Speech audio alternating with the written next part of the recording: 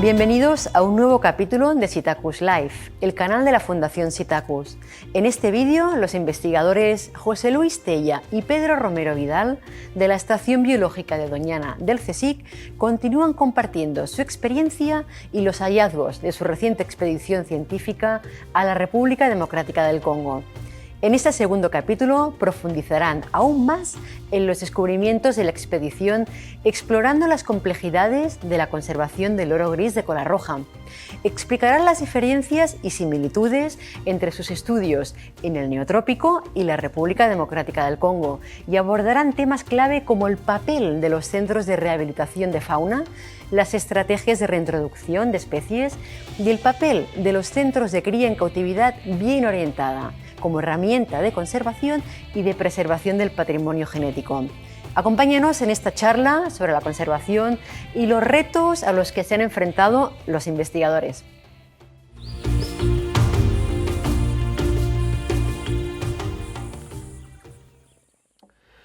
Bueno, a ver, en África tenemos menos experiencia trabajando que en Sudamérica, porque en Sudamérica estuvimos trabajando más de 13 años.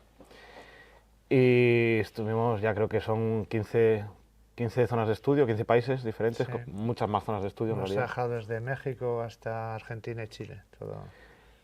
Y lo que hemos visto en Sudamérica es bastante homogéneo. Hay ciertas diferencias, por ejemplo, hay algunos países que cambian un poco la dinámica, pero en la mayor parte de los casos lo que encontramos es un comercio que llamamos local, es decir, un comercio ilegal que tiene una finalidad de consumo local, de la población local que vive normalmente en el país. Hay alguna variante, pero casi todo el volumen ahora está incluido en ese tipo de comercio. Mientras que en África es fundamentalmente internacional, con alguna variante, pero el comercio casi siempre es internacional. No existe un comercio doméstico. La gente no tiene la costumbre de tener mascotas ellos mismos, entonces no las capturan para tenerlas, lo que hacen es, en caso de cazarlas, para comérselas o para comercio internacional. En Sudamérica, desde que se prohibió la exportación, sobre todo a Europa y a Estados Unidos, que vamos, de eso tú sabes más, se ha parado mucho ese comercio. Hay muy pocos países que permitan el comercio internacional, creo que son Surinam y Guyana actualmente. Sí, y en pocos números realmente ya. Y en pocos números. Y algunos países tienen sistemas de cuotas que cada vez se van parando más y ya no se realiza.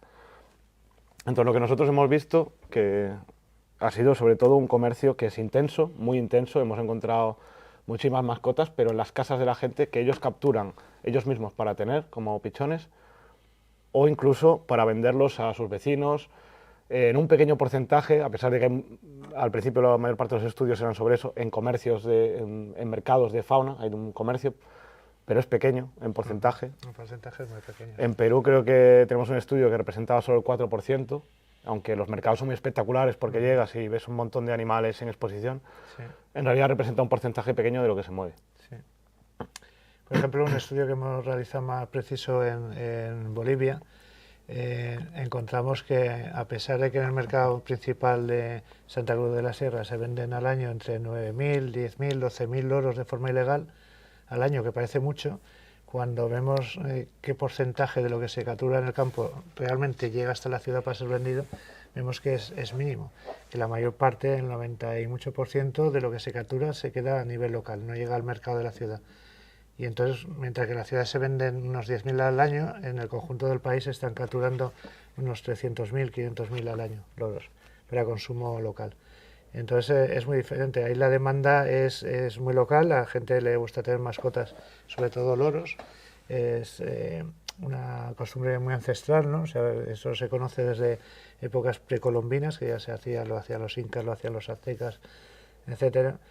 Y eso, como dice Pedro, es muy diferente a África, donde en África no hay una costumbre por tener mascotas, todo lo contrario. Ahí se caza para comer, o cuando aprendieron que el loro gris, por ejemplo, era demandado en Europa, en Estados Unidos, empieza un comercio internacional muy fructífero que probablemente ha llevado a la situación tan grave que está ahora la especie. Claro, en Sudamérica, por ejemplo, en la mayor parte de los países hay especies, sobre todo son especies que son muy buscadas, que suelen ser pues amazonas que hablan muy bien, especies que le resultan atractivas a pesar de ser pequeñas o no hablar, como el Protogeles versicolorus, que parece que lo tienen mucho en algunas zonas de Perú. Pero sobre todo lo que hay es una sobreexplotación muy grande de esas especies, en el sentido de que se capturan todos los años. Y se capturan todos los años porque la mortalidad de los individuos en las casas es muy alta. La gente los captura, pero los tiene en unas condiciones bastante malas, se mueren muchos de enfermedad, se mueren predados por perros, gatos, sí, se escapan. Entonces, todos los años vuelven a capturar en los nidos. Pero lo importante es que capturan, sobre todo, pichones, individuos jóvenes. Sí. No capturan los adultos, por lo tanto sigue habiendo adultos reproductores de especies como guacamayos en las zonas en las que más o menos no se cazan para comer. El caso de Surinam es un poco más particular porque, por ejemplo, ahí sí se cazan adultos para comer. De forma legal. De forma legal. Donde la caza de los loros guacamayos está estipulada como legal, de hecho sacan anualmente, ¿no?, las especies que se pueden cazar para consumirlas. Tienen recetas tradicionales de loro guisado, de loro... Incluso tandoori. No tandoori, etcétera. Y pues ahí está muy arraigada también la costumbre de consumirlos.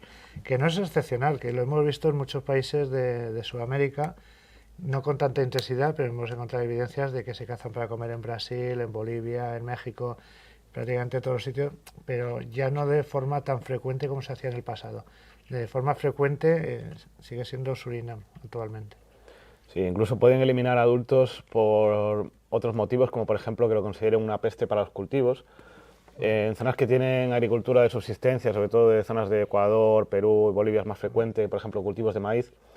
Cuando es la época del cultivo del maíz pueden llegar grupos grandes, por ejemplo, de especies como sitacaras, y entonces en ese caso sí se matan porque son un daño para los cultivos. Sí.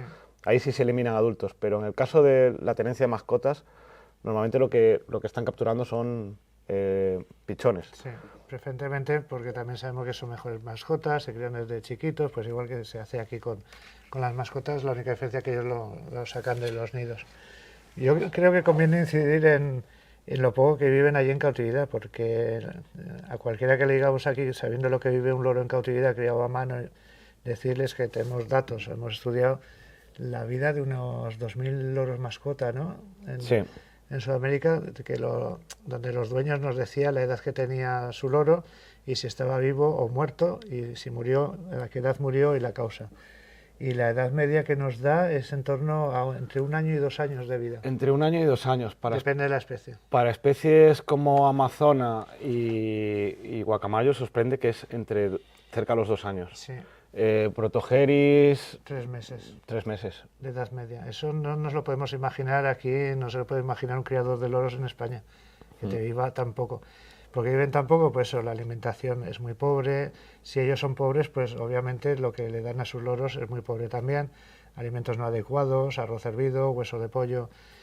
Aparte de los riesgos de infecciones, de enfermedades que les transmiten las gallinas con los que tienen compartiendo el piso, el perro que se lo come, o todo tipo de accidentes imaginables, un coche que la atropella. Entonces viven muy poco, pero eso provoca una demanda constante. O sea, cada año necesitan capturar más loros para sustituir a los que se les ha muerto el año pasado. Y eso es una extracción que probablemente era sostenible en tiempos de los incas y hasta a lo mejor hace un siglo, pero ahora con el crecimiento demográfico añadido a la pérdida de hábitat, la pérdida de bosques, de hábitats de alimentación y nidificación, hace que ya no sea sostenible, o sea que la extracción es ya muy elevada. Pero claro, sigue siendo un escenario que no tiene nada que ver con lo que vemos en África. De hecho, sí. en los distintos sitios de África que hemos estado, no tiene nada que ver con el escenario africano. Hay mucho más loros allí, a pesar de esta extracción continua, que lo que vemos en África. Mucho más loros en Sudamérica. Por ejemplo, en Sudamérica, a pesar de que hay una captura importante para tenencia como mascota local, la mayor parte de los sitios, aun teniendo una captura elevada, lo que vemos por ejemplo, con las amazonas es que no son esquivas o no son tímidas, están cerca comiendo, las puedes ver fácil, les puedes tomar fotos alimentándose, dispersando semillas, te pasan bandos por encima constantemente que no tienen miedo, en zonas que tienen mascotas en prácticamente todas las casas de los pueblos que visitamos. Normalmente ya no las matan, salvo en Surinam para comer. En Surinam sí que de frente, ahí tienen miedo.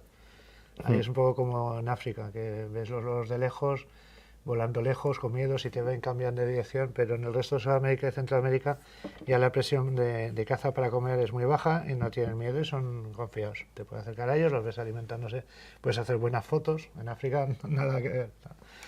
Temen Claro. a las personas. El escenario que hemos visto, por ejemplo, ahora en República Democrática del Congo, pero también antes en Ghana, es que los loros que ves, que no ves muchos, son muy miedosos. Tienen tendencia a volar alto, lejos y además a vocalizar poco. Esto tenemos pendientes trabajos con eso, pero eso suele indicar con animales tan inteligentes como los loros que claramente tienen miedo del humano. En Ghana, por ejemplo, les matan a tiros. De hecho, vas caminando por la selva, por parques nacionales, no paras de ver cartuchos. Por el suelo. Hay muchísima caza. Y en cuanto ven a un humano, pueden incluso cambiar la dirección. Eso indica que están acostumbrados a que les peguen tiros. También lo hemos visto en Papúa. En Papúa les disparan más con flechas o con tirachinas, pero también hay una caza muy fuerte de subsistencia. Y es muy difícil ver un loro posado, incluso de especies pequeñas que normalmente ves fácil comiendo flores o frutos pequeños a tu lado. Menos de 100 metros es prácticamente imposible. Es que vamos, lo hemos visto con nuestros propios ojos en Papúa Nueva Guinea, como con tirachinas son capaces de matar un lori a 90 metros de distancia en la selva. Y darle y matarlo para comerlo. Y este es un poco el escenario de África. Es decir, niños que están todo el día con tirachinas, cazando cualquier cosa que se presente para comer. Por ejemplo, suimangas, que es como un colibrí, es algo que no tiene carne, que incluso los adultos se ríen de los niños y dicen, eso no tiene proteínas, pero los matan igual. Entonces, claro, cualquier animal que se pose cerca más grande va a caer en el tirachinas de un niño o en la flecha de un adulto. Sí, luego crecen y ya cazan calaos y cazan animales más grandes. Pero claro, esto existe, en África se los comen, eso es así. Pero aparte de comérselos, los capturan para comercio internacional. Y capturan adultos, que es una cosa que no vemos tanto en Sudamérica. Claro. En África se capturan los adultos porque les ponen trampas con pegamento, con lazos, se les pega también con tirachinas a tumbarlos. Entonces, muy complicado porque los adultos se les nota que son miedosos. Sí, sí. Pero sobre todo estás eliminando la población de adultos reproductores. Con lo cual es mucho más probable que esas poblaciones que nosotros vemos en Sudamérica, por ejemplo, de Amazonas, que han sido muy capturadas para comercio, que quedan todavía, con el loro gris lo que vemos son unas bajadas en picado seguramente mucho más intensas porque están eliminando a los adultos reproductores, mientras que allí, en Sudamérica, eso no pasa tanto, o es ya mucho más infrecuente. Sí. Y quizás incluso para algunas especies es más grave la pérdida de hábitat, ¿no? La falta de huecos, porque en Sudamérica sí que hay zonas con muchísima deforestación, en Amazonía pues que se va reduciendo el hábitat. Pero en el caso del loro gris, en el Congo hemos estado en zonas que hay hábitat de sobras para sostener muchos más loros. Que no se entiende cómo hay tan poco loro con la cantidad de selva que hay bien conservada. Bueno, se entiende porque hemos visto que han sido capturados hasta la saciedad, pero que si no, no se explicaría. Luego también se capturan para medicina. Hay mercados donde se venden partes de loros para medicina tradicional. O sea, la cabeza, las plumas rojas de la cola, las venden por supuestas propiedades medicinales en mercados africanos. Entonces que el pobre tiene todos los problemas con los humanos. Recurso alimenticio, medicinal y como mascota para el extranjero. Y en la zona de selva ecuatorial no hay todavía una pérdida de hábitat muy intensa, probablemente la acabará habiendo, pero en las partes, por ejemplo, más del este, de selvas de montaña, de Uganda, donde todavía quedan algunos individuos, todo eso está prácticamente deforestado, lo que queda son islas de bosque. Entonces, que queden ahí no es interesante porque ¿dónde puede ir la población si crece? No puede salir de eso, que en realidad, cuando lo ves en un mapa, en realidad es una superficie muy pequeña.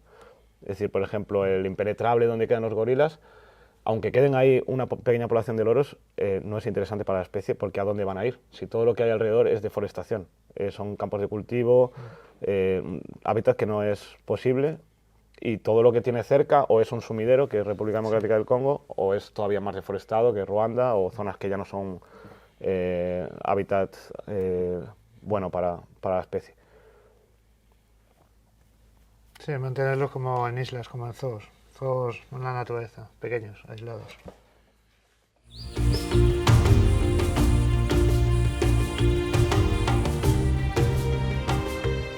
Pues es que la forma de abordar medidas de conservación va a ser muy diferente según los casos. Ya estamos viendo como en Sudamérica el problema con el comercio es totalmente diferente al de África. En Sudamérica, por supuesto, también está prohibido, o sea, está prohibida la captura menos en Surinam, en el resto de países desde hace 5, 10, 20 años según los países, ¿no? Pero no hay gobierno que aplique prácticamente esas prohibiciones, como muchos hacen algún decomiso de forma puntual y tal, pero normalmente es la vista gorda y la despreocupación en cuanto a capturar loros y otro tipo de mascotas en cantidad.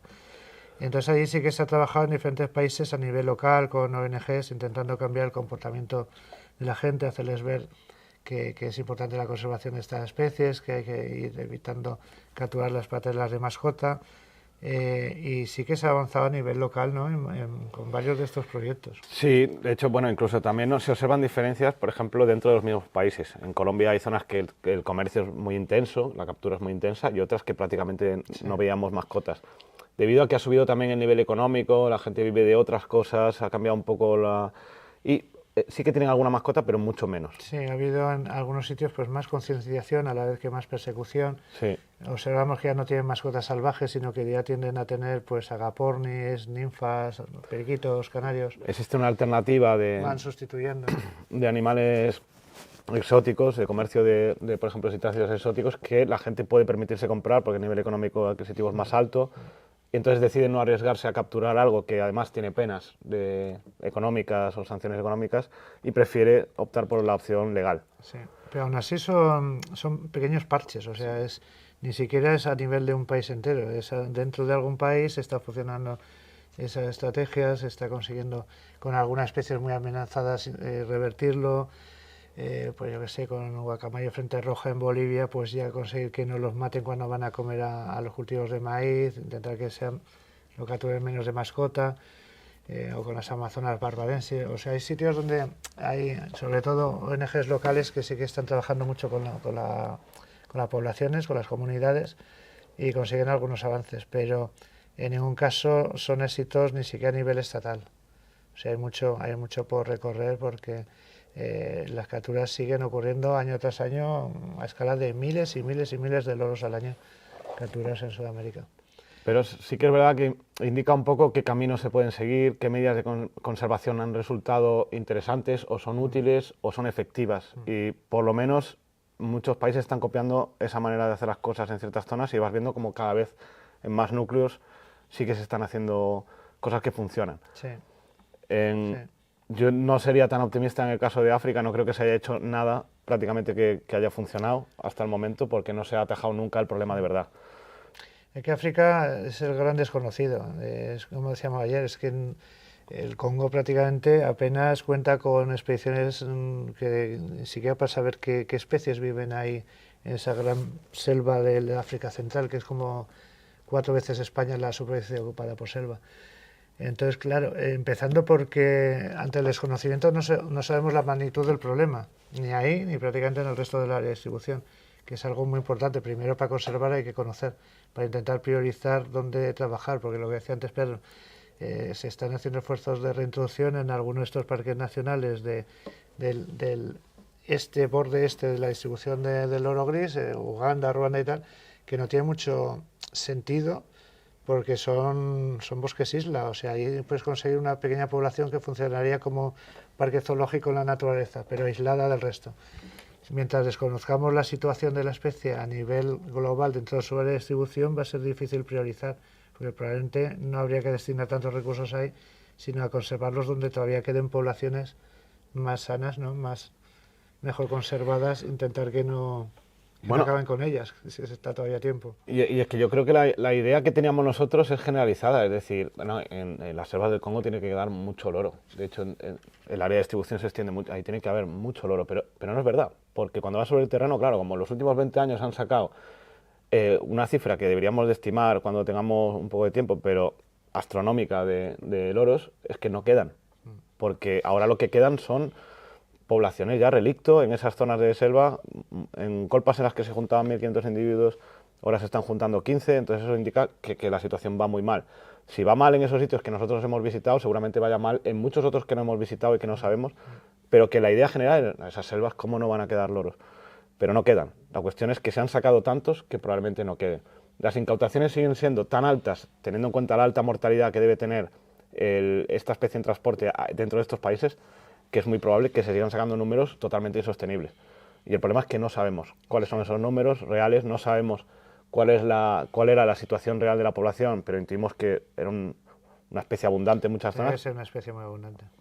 Pero para realmente conocer cuál es el problema real, la magnitud, y poder incluso pensar en medidas de conservación eficientes, en este caso, deberíamos de saber qué es lo que hay.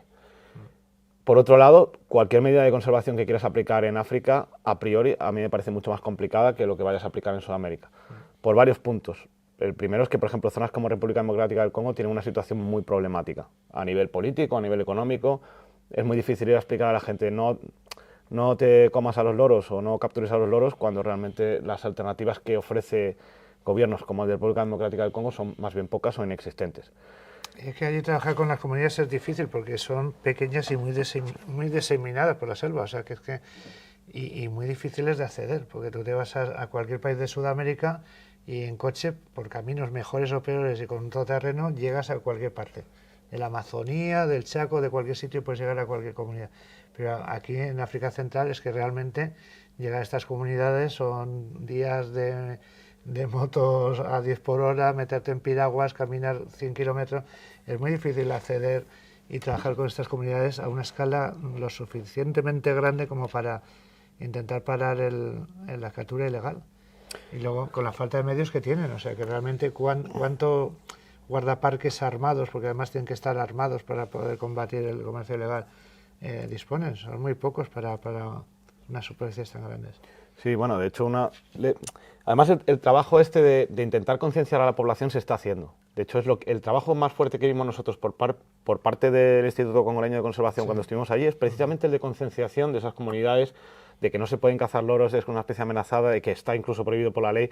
Ese es el trabajo más fuerte que hacen, es decir, esa parte que ya se está haciendo en Sudamérica, también de intentar concienciar a las comunidades, a pesar de que allí es más difícil, es precisamente donde más se están esforzando ellos porque es donde tienen medios. De hecho, como anécdota, a nosotros nos pidieron si teníamos unas chapas, unas camisetas con el emblema de Sitacus, porque gorras, les podía servir para concienciar a la población. Sí. Y vamos, estos de ayer nos escribió uno de los chicos con los que estuvimos trabajando allí, que estaban tan contentos, que está funcionando tan bien lo que les habíamos dejado, que habían decidido cambiar el nombre de la organización que tenían de aves allí local a Sitacus Foundation. Entonces, eso da pie a un poco de decir, ganas tienen de trabajar y lo hacen. ¿Cuál es el problema? El problema viene por otro lado. Es decir, que no hay ni una mínima presión del propio gobierno, por ejemplo, de República Democrática del Congo, para parar eso. Y no solo pararlo, sino que es que los indicios que vienen es que incluso el propio ministro de Medio Ambiente está metido en la exportación de aves o de cualquier otro animal que no tenga CITES. Sí. Eso es un problema grande porque quiere decir que el problema para atajar eso en Sudamérica seguramente es muy distinto que el problema para atajarlo en África, que podría ser, por ejemplo, incluso una presión internacional de para de hacer esto o te quedas sin fondos de ayuda o te quedas sin no sé qué, que no se está haciendo. Y que en Sudamérica ya no es necesario porque hay un trabajo por otros lados. No, y lo que hablamos, porque hay mucho más conocimiento adquirido, y es que en África no lo hay. Es que realmente estamos viendo que nosotros mismos nos sorprendemos al comprobar sobre el terreno los pocos loros que quedan. Esto la comunidad internacional no sabe. Bueno, sabemos que está en peligro de extinción, la UICN lo declaró en peligro de extinción amenazado en el 2016, se metió en CITES 1 en el 2017, pero ahí queda la cosa. O sea, ¿dónde están los loros? ¿Cuántos hay? ¿Cuántos quedan? Pues no lo sabemos. Y nos estamos llevando a la gran sorpresa de que hay menos todavía de lo que nosotros nos pensábamos. Luego también la opinión que tienen la gente que trabaja allí sobre el terreno, por ejemplo, del Instituto Congoleño de Conservación, es de hastío hacia ciertas organizaciones internacionales grandes. Dice, aquí se manda mucho dinero, pero siempre acaba donde no hace falta, después de pasar por varios filtros de políticos que no llega a ese dinero. Pero, por ejemplo, al Banco Mundial no lo pueden ni ver porque se dedica a plantar, por ejemplo, proyecto para plantar árboles y se dedica a reforestar zonas que nunca han tenido árboles. Por ejemplo, sabanas inundables que son de herbáceas.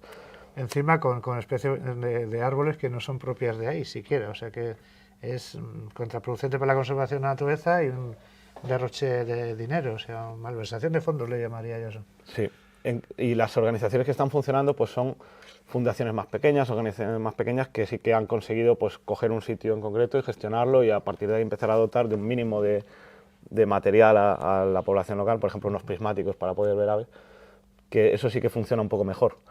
Pero las organizaciones grandes la gente no puede ni verlas, parece que no está funcionando, los políticos no están desde luego haciendo nada importante en el sitio y por ahí o hay una presión internacional clara o hay una presión de ciertos organismos más grandes, o desde luego en República Democrática del Congo van a seguir saliendo loros para todas partes que los quieran comprar. Eso a mí es lo que me parece viendo el panorama.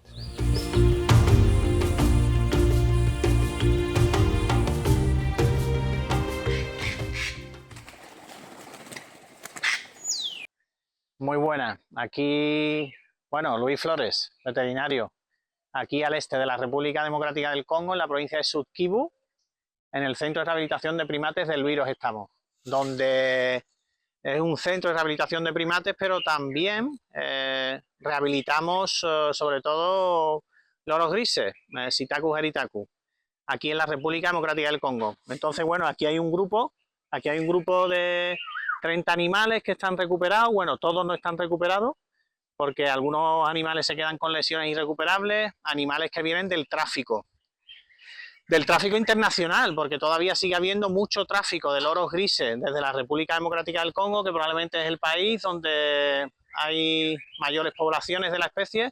Hay mucho tráfico, sobre todo a Asia y los países de Oriente Medio, ¿vale? Recientemente hay una incautación de, bueno, creo que son 500 animales en Turquía, pero nosotros hemos recibido varias partidas. Desde el año 2017 que yo estoy aquí, hemos podido recibir unos 500 animales. Bueno, hemos recuperado y hemos liberado en el Parque Nacional de Cauci-Biega alrededor de 90 especímenes, que el impacto real sobre la conservación no es muy grande, pero unido a todo ese trabajo que hacemos de recuperación y de suelta de los animales, hay también pues un aprendizaje por parte de la gente que trabaja aquí en el santuario, por parte de los veterinarios que forman parte del programa de formación de veterinarios africanos aquí en el CRPL y por parte de nosotros, ¿no? ¿Vale? Entonces, bueno, pues somos un centro de referencia en lo que sería la rehabilitación y la suelta de loros grises aquí en República Democrática del Congo, junto con el Instituto de Conservación Congolés de la Naturaleza. Y nuestro rol que hacemos es recibir animales incautados por las autoridades. Animales que normalmente vienen pues del tráfico, que son capturados y que se le cortan las plumas de las alas, las plumas de la cola a veces también, y que vienen en condiciones pésimas y que después de un tiempo aquí, pues ahora estáis viendo aquí el grupo que tenemos, pues son animales que están, muchos de ellos, la mayoría aquí de los que tenemos, en condiciones óptimas para ser liberados. Entonces ese es un poco el rol nuestro.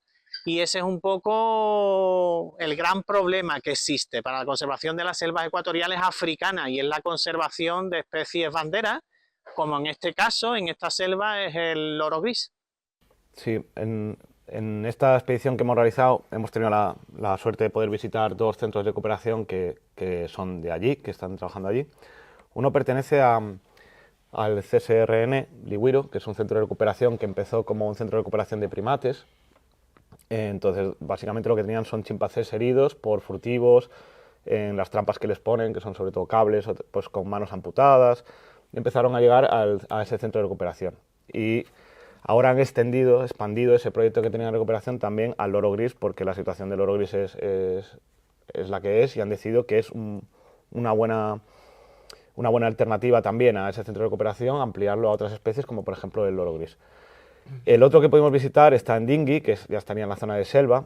Ese centro de recuperación pertenece al Instituto Congoleño de Conservación de la Naturaleza. Y ese es mucho más nuevo, ha empezado hace poco, creo, recordar. Sí, más reciente. Pero están llegándole bastantes más individuos que al que veíamos en Liwiro. En Liwiro han hecho ya varias sueltas de 200, 300 individuos. La problemática que veíamos es que parece que los sueltan y los individuos de las zonas de suelta no se vuelven a ver. Se ven durante 1 o 2 meses que se quedan cerca de las jaulas de aclimatación antes de que los suelten, luego desaparecen Ellos tienen la teoría de que se van a zonas bajas de selva, pero eso es lo que siempre hemos visto, ¿no? Si no están aquí, estarán en otro sitio. La teoría del Instituto Congoleño de Conservación en el otro centro es que esos individuos se vuelven a capturar. Probablemente una buena parte los vuelvan a recapturar, viendo cómo funciona la cosa.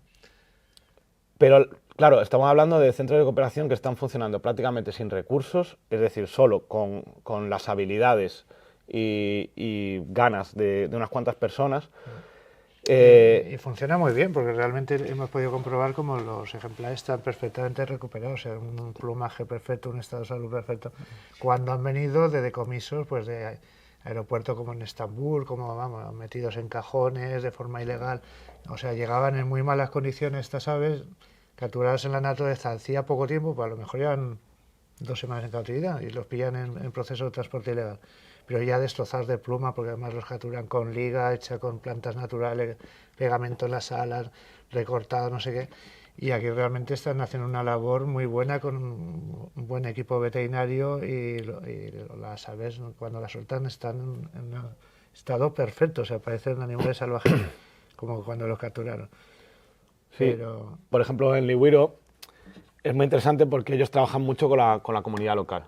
Entonces, lo que hacen, que ya lo llevan haciendo mucho tiempo, no lo han empezado a hacer ahora, toda la infraestructura está, es trabajan con la comunidad local para que plante productos agrícolas que ellos luego utilizan para alimentar a los chimpancés, por ejemplo, o alimentar a otros simios que tienen en el centro de rehabilitación. Esa misma infraestructura la están utilizando para alimentar a los loros, Entonces, la verdad es que con muy poco dinero están funcionando más o menos bien para recuperar animales que vienen en estado lamentable. Pero son animales incautados que, aunque se cojan en un aeropuerto, el destino es conocido. Es decir, esos animales vienen de República Democrática del Congo. ¿Dónde los mandamos? Pues a uno de estos 2 centros que los rehabiliten y que los suelten en la naturaleza. Estamos hablando de soltar individuos que probablemente el destino es el mismo o cerca de donde se van a soltar, que es República Democrática del Congo, individuos que se están rehabilitando más o menos bien, en unas condiciones bien, y sobre todo que se está formando a personal local que está aprendiendo cómo se hace eso y que está empezando a ver la importancia de conservar los loros y que además eso puede ser una salida económica o una alternativa a capturarlos para venderlos. Son proyectos pequeños y que el peligro que tienen es que, como la política en República Democrática del Congo es muy inestable, que en cualquier momento eso digan, no, mira, pues este centro me lo llevo más cerca de donde me interese a mí para luego yo hacer algo que probablemente no es legal. Sí. Es el peligro que tienen estos O lo estos cierro sitios. porque no lo veo rentable, o sea, siempre estás sujeto a cualquier avatar de estos. O que las personas que están poniendo su esfuerzo en mantenerlos se cansen y digan, mira, yo es que no quiero que me sigan amenazando o teniendo problemas, me voy a ir a hacer otra cosa, que también puede pasar. Sí, pero de momento es una buena iniciativa y tiene su valor de conservación y de concienciación también, o sea, lo que dice Pedro, que las comunidades locales están viendo que si se está realizando ese esfuerzo porque realmente es importante conservar al loro. Otra cosa es ya que la suerte que corren los que liberan, pero bueno, por lo menos se libera esa parte que pueden recuperar del comercio ilegal, que debe ser una mínima parte, y aún así yo creo que hablaban de que habían decomisaría como 500 o algo así, en el tiempo que lleva funcionando los 2 centros. No, más. Más de 500. 500 solo, en Dingui solo habían soltado 150 hace poco y debían tener otros 300. Sí, y estaban pendientes de otro. En Liberio habían soltado como 200, o sea que estamos hablando de centenares que consiguen decomisar, que debe ser la punta del iceberg, o sea que encuentran lo poquito que pueden encontrar, porque aparte de por avión está lo que nos comentaban que sacan del país en camiones, para comercio dentro, probablemente para llegar hasta Sudáfrica, se supone.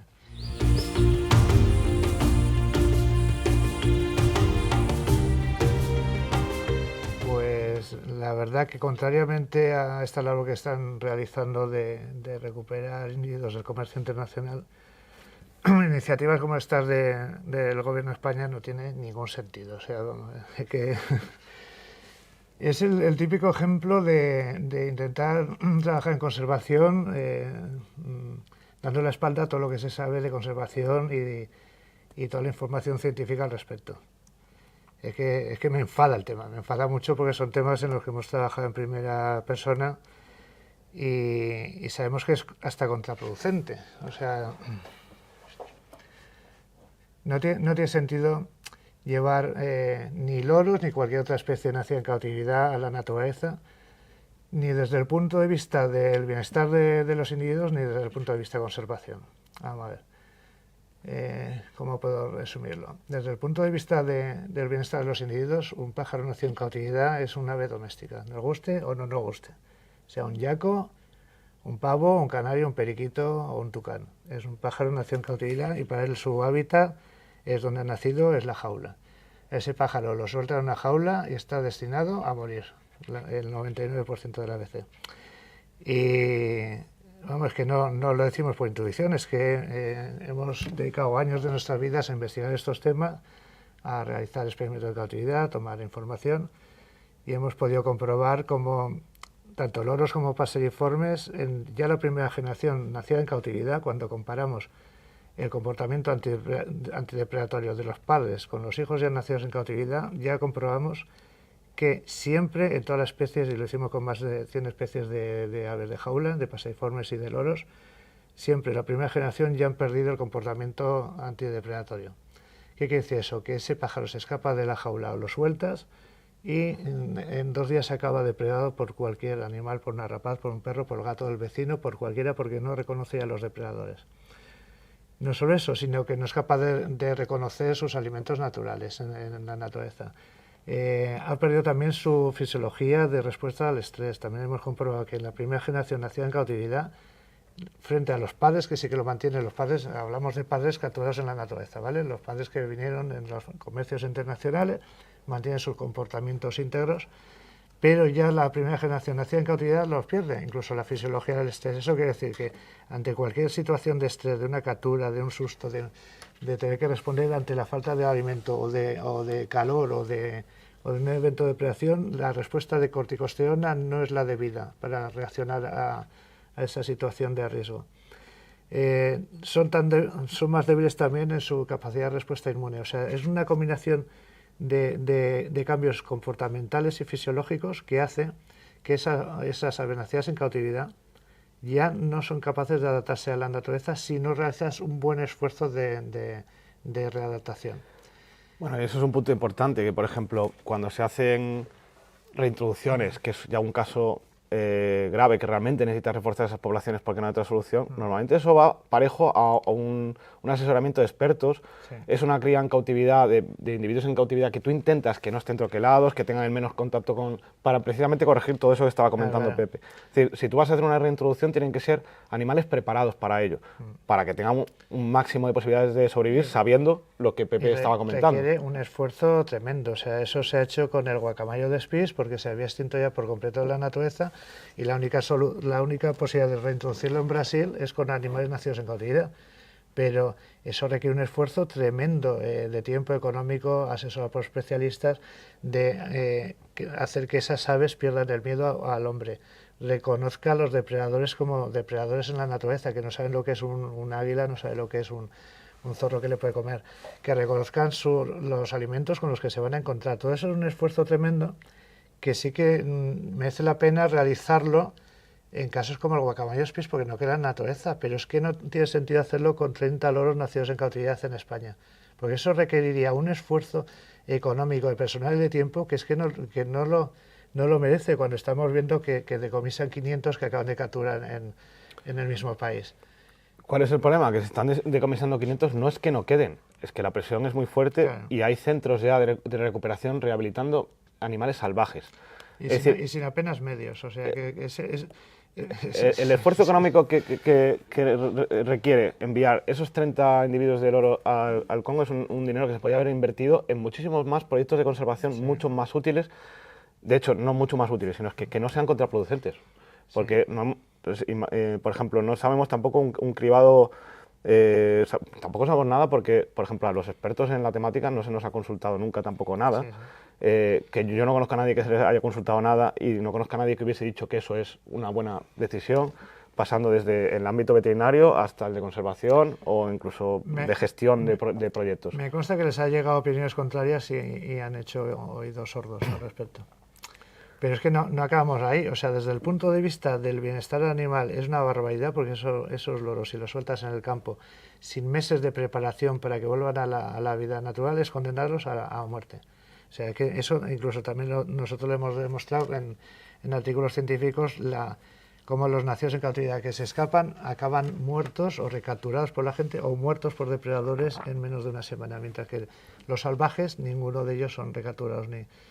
que hay abundante información bibliográfica por parte de nuestro equipo de trabajo y de otros grupos internacionales de investigadores que todo apunta a que eso es una barbaridad lo que se acaba de hacer desde el punto de vista de bienestar animal, pero es que desde el punto de vista de la conservación no tiene ningún sentido esos 32 pájaros o 35, me da igual que sean 300 y vienen de cautividad, no tiene ningún sentido, pero es que además es un riesgo de conservación muy importante, porque por mucho que digan que se les hace un chequeo veterinario, los veterinarios que entienden de fauna salvaje se ríen de eso. Dice, es que es imposible que le hagas un buen chequeo completo, porque incluso enfermedades como el PDBF, es que hay cepas que no la detectan los test convencionales. O sea, no es de aquello que dice, llevo mi loro a que le hagan el test de citocosis de tal circovirus y tal en el laboratorio de al lado. No, es que no.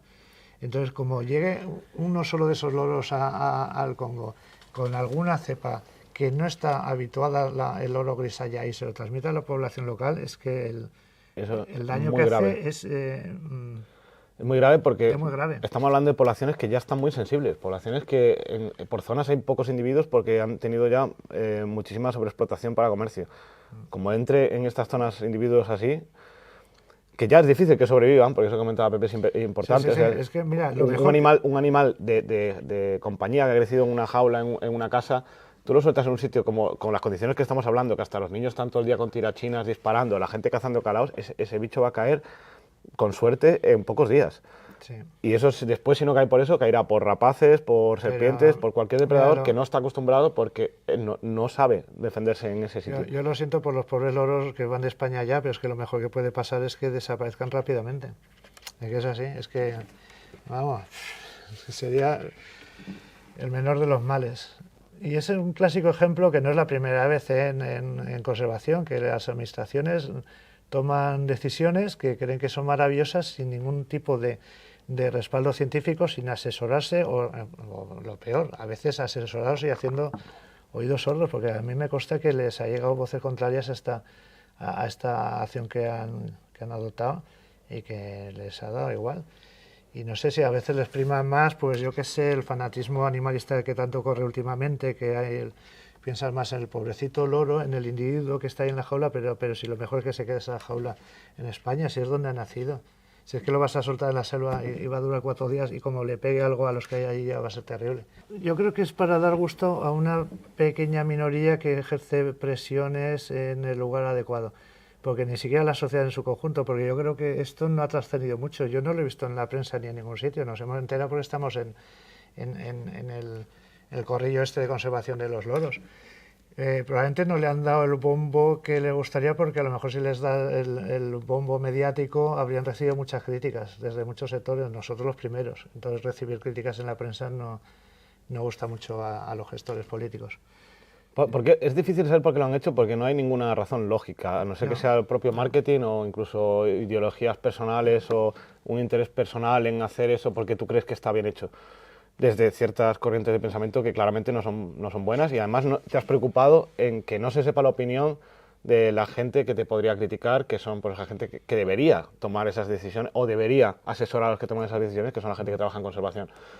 A esa gente no se ha preguntado porque desde luego esto no está tomado desde una perspectiva de conservación y tampoco está tomado desde una perspectiva de intentar mejorar la situación de los loros grises de África. De ninguna manera se me puede ocurrir que esto se ha tomado de esta manera. Entonces tiene que ser por ideologías diferentes, por satisfacer a lo mejor a un pequeño colectivo que, como decía Pepe, sabe apuntar a donde tiene que apuntar en la presión que ejerce o la presión mediática que hace. Pero el caso es que en este caso es muy particular porque ni siquiera nos hemos enterado a través de la prensa. Nos hemos enterado porque nos ha llegado la información por gente tan dispar como pues, el veterinario que trabaja con loros en República Democrática del Congo recuperando los griflores, que piensa que es una aberración, o otra gente de nuestro gremio pues, que nos ha dicho esto, ¿qué opinas de esto que van a hacer? Pero desde luego no a través de ellos o no a través de la prensa. Lo primero que piensa es que no puede ser verdad, que esto es una broma. ¿Cómo? ¿Esto van a hacer? ¿En serio? ¿Sí? ¿Y lo han hecho? ¿Cómo? Dice, pero vamos, ¿cómo se les ocurre? En fin.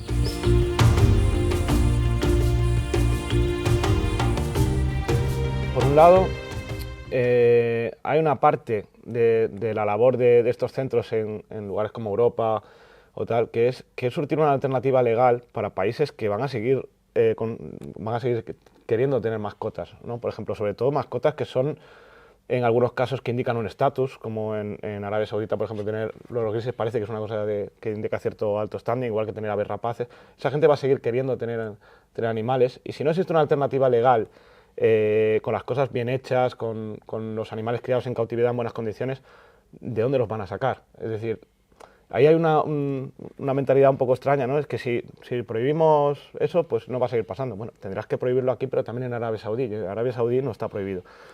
Entonces, si no existe esa alternativa, yo creo que una labor también importante es ofrecer esa alternativa de cría y cautividad, que ha conseguido reducir muchísimo la presión, por ejemplo, en países como Sudamérica.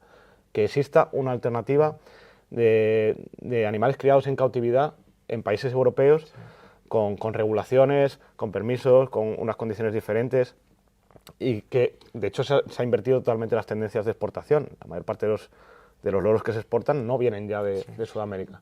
La mayor parte vienen de criadores europeos. Sí. Es que hay que incidir que no estamos dando opiniones. O sea, lo que estamos diciendo aquí no son opiniones, sino que todo lo que contamos, igual que con el caso de liberar loros nacidos en cautividad, está basado en datos, en estudios científicos que hemos hecho. Y estudios científicos que hemos hecho nosotros o otras personas y que están ya publicados. Es decir, por ejemplo, las tendencias de exportación globales del oro no es algo que esté publicado solo por nosotros, está publicado también por otras personas. No es se puede acceder, son artículos científicos públicos abiertos a todo el mundo. Entonces, hemos analizado el comercio internacional de las últimas décadas, y así como Sudamérica era el principal exportador de loros en los años 80 para todo el mundo, principalmente Europa y Estados Unidos, ahora el principal exportador mundial de loros es Europa. O sea, eso es muy importante. O sea, y esos loros que exporta Europa no vienen de la naturaleza, vienen de nacidos en cautividad.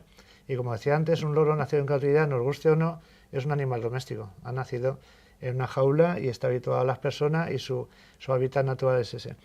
¿Qué supone? Que cada loro que nace en cautividad y se exporta a Arabia, a la India, a los países del este, etcétera, que tiene mucha demanda, es un individuo menos que se va a extraer de la naturaleza de forma ilegal. Entonces, de forma directa, ya no indirecta, de forma directa, la cría en cautividad está contribuyendo a la conservación de las especies. No va a evitar por completo el tráfico, eso ya lo sabemos, porque no va a evitar el problema que comentábamos antes del tráfico ilegal dentro de Sudamérica, que es una demanda local.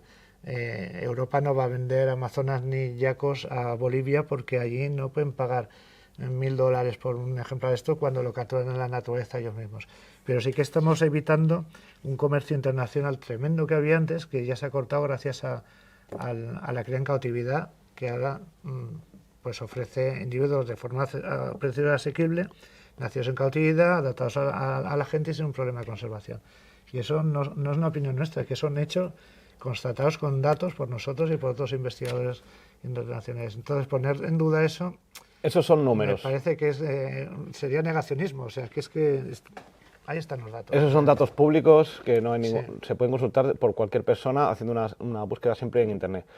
Otra cosa es perderte ya en discursos filosóficos, es que los animales no tienen que vivir Bueno, esos son discursos filosóficos que sí que son más de opinión, pero los datos son claros. El tráfico internacional se ha reducido gracias a que existe cría en cautividad, eso ha reducido la presión sobre los individuos salvajes, que en última instancia es lo que queremos conservar, los animales que viven en su hábitat natural.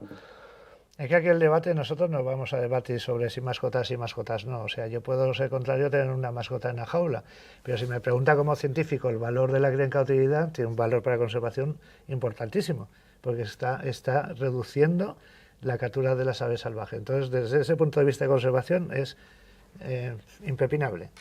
Y lo otro es otro debate. Si tú estás a favor del mascotismo o no, pues yo ahí no voy a entrar. O sea, cada uno tendrá sus preferencias, como hablar de la dieta. Pues bueno, que cada uno coma lo que quiera, pero desde el punto de vista científico de conservación no hay ninguna duda.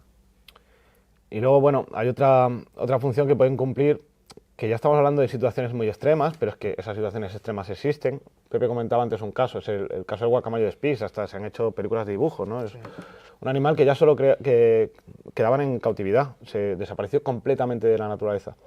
Sin ese stock de individuos en cautividad es imposible plantearse no solo ya salvar a la especie, sino que sería una especie que has perdido para siempre, incluso a nivel genético, como el tigre de Tasmania cuando se murió el último individuo, pero que además es que si no hubiese habido ese stock en cautividad en diferentes partes del mundo, no se podría haber hecho esa reintroducción que se está haciendo ahora.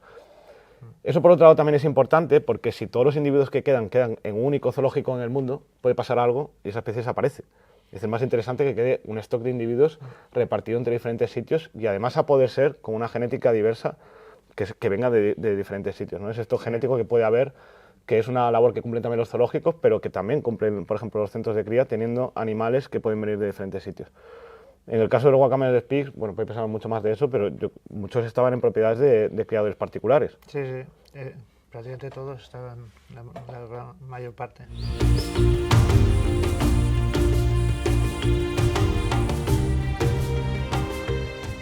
Que quedan menos de lo que parece. Yo creo que es yo diría el gran desconocido. A mí cuando me empezó a gustar el loro gris, que empecé incluso a enredar a Pepe para irnos a los primeros viajes que fuimos a África, es porque me llamaba la atención la mucha información que hay sobre el loro gris en cautividad y que luego no se sabe nada del loro gris en la naturaleza, pero se sabe nada, se sabe muy poco. Entonces me llama la atención eso, me parece un gran desconocido entre los loros. Otras especies son mucho más difíciles de observar, pero el loro gris era una especie que debía ser abundante, que en teoría, miras la distribución está en todas partes, que mucha gente lo ve en diferentes partes de África cuando va a esos parques nacionales que hablamos de que son islas, y sin embargo no se sabe nada. Entonces para mí es el gran desconocido de los loros, a pesar de ser tan popular como mascota, e incluso haberse hecho tantos estudios sobre comportamiento en cautividad, no se sabe nada de esa especie. Cuando te pones a buscar información, realmente es muy escasa.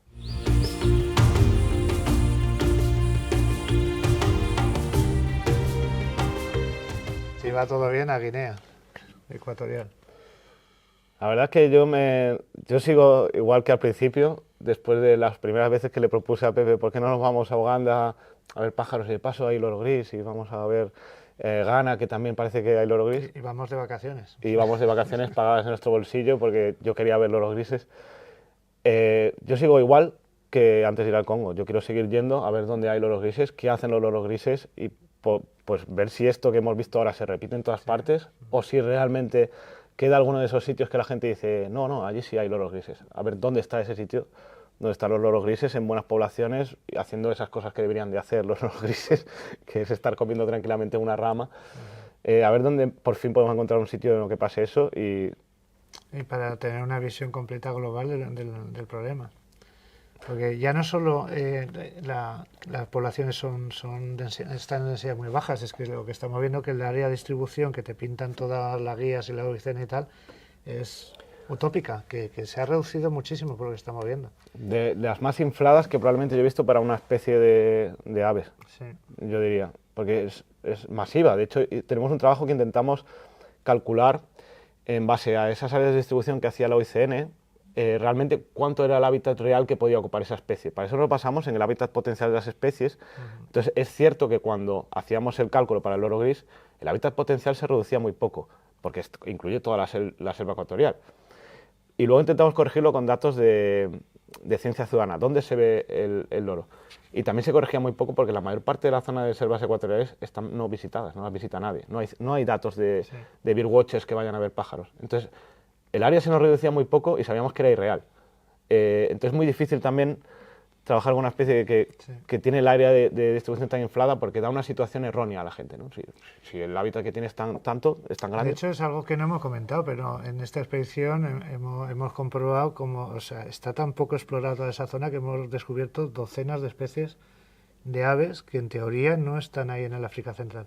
O sea que sus áreas de distribución son muy lejanas en teoría. Sí, algunas de de cientos y cientos de kilómetros. Y las hemos visto y no un ejemplar, sino llegar a ver especies relativamente comunes que dice aquí no debería haber, pero es que no haya, es que no ha habido expediciones para prospectar siquiera la avifauna, ya no te digo la biodiversidad completa, porque vamos, ahí tiene que haber especies sin descubrir, sobre todo de invertebrados, tremendo. Bueno, aquí estamos ya en nuestro último día de viaje. Con el bosque impenetrable al fondo, estas montañas todavía con algo de niebla al amanecer donde quedan gorilas. Y hemos llegado hasta aquí después de haber hecho todo lo que habíamos planeado en el Congo, en la parte central y en la parte este del Congo. Como os contábamos antes, no hemos podido pasar a Burundi, que era como lo teníamos planeado, porque implementaron las tensiones entre Burundi y Ruanda por conflictos armados que tienen ahí y han cerrado la frontera. Y entonces decidimos ampliar el muestreo en Ruanda, que ya habíamos iniciado antes del viaje, y pasar al sur de Uganda, donde recientemente parece que hay más citas de loro gris. Y lo que hemos podido comprobar sobre el terreno es que es un poco ilusorio lo que se cree al respecto, porque Ruanda es impresionante, está totalmente devastado el país, totalmente deforestado, o sea, se ha sustituido todo por agricultura y los bosques son de eucaliptos, y salvo en los pocos parques nacionales que hay no queda nada de vegetación natural. Y hemos comprobado pues, que aunque hay alguna cita de loro, realmente si queda alguno las densidades son tan bajas que ni se ven, como nos confirman también los guías de birdwatching, que conocen muy bien la fauna local. Hemos pasado a Uganda con la misma idea, porque también hay citas recientes en algunos parques como este que estamos ahora, el Impenetrable, que viene a ser como un rosario de montañas donde queda bosque, porque lo han considerado como parques nacionales. Sería un poco la cadena de los montes Virunga, que comparte entre Congo, Ruanda y Uganda. Y de nuevo aquí nos encontramos lo mismo, hemos estado recorriendo el bosque 2 días caminando, hemos encontrado rastros de gorilas, pero de loro gris nada de nada. Y los guías locales nos confirman lo mismo, que es ya rarísimo desde hace años ver un loro gris aquí. Por lo tanto, un poco lo que podemos concluir es que las poblaciones, contrariamente a lo que pensamos, las poblaciones en el centro de Congo tienen unas densidades muy bajas. Nos hemos quedado impresionados por las densidades tan bajas que hemos encontrado después de un esfuerzo tan grande recorriendo el parque de Lomami y alrededores. Y luego ya en la parte este de distribución, tanto en la parte de Congo como Ruanda y Uganda, los pocos parches que quedan de selva de montaña dentro de parques nacionales, pues ahí el loro ya está ya prácticamente extinto, con poblaciones tan pequeñas y probablemente aisladas entre sí, que tienen poca posibilidad de recuperación. Esto es un poco la impresión con la que nos volvemos de este viaje, en el que pensamos que iba a ser un poco todo lo contrario, sobre todo en el Congo. Esperamos que íbamos a encontrar muchísimo loro, que nos íbamos a hartar de hacer contactos en los censos, de hacer buenas fotografías, buenos vídeos, y ha sido prácticamente imposible. Así que es un poco triste. Esperamos que este capítulo os haya resultado tan emocionante como a nosotros. Queremos agradecer a los investigadores José Luis Tella y Pedro Romero Vidal por compartir su valiosa experiencia y sus reflexiones. La conservación de especies, como el loro gris de cola roja, sigue siendo un desafío complejo, y aunque el futuro es incierto, cada esfuerzo en la investigación y sensibilización es crucial para enfrentar estos retos. Gracias por acompañarnos y hasta el próximo capítulo de Citacus Live.